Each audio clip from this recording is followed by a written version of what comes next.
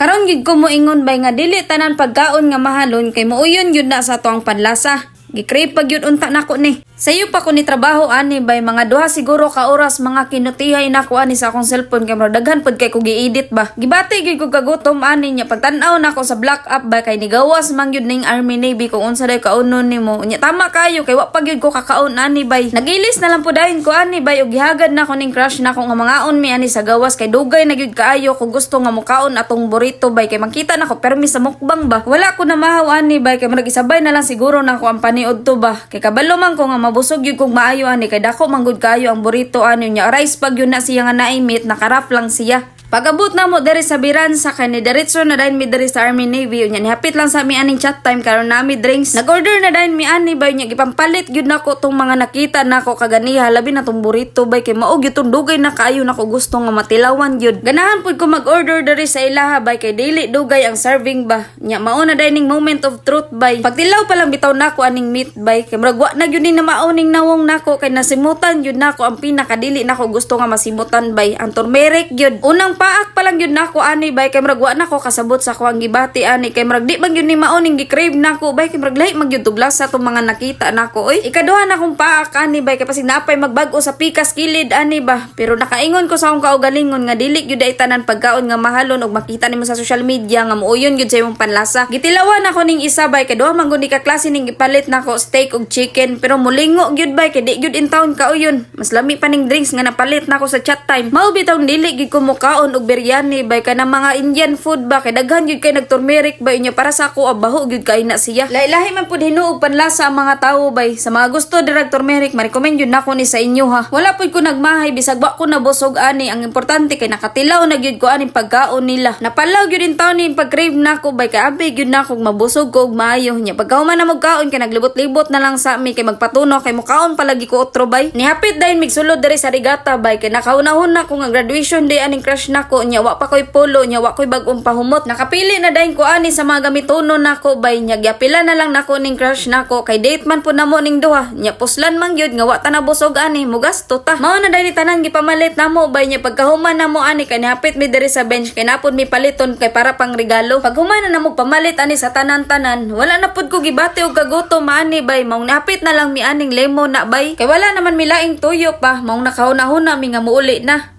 Basta okay gyapon kay siya bay.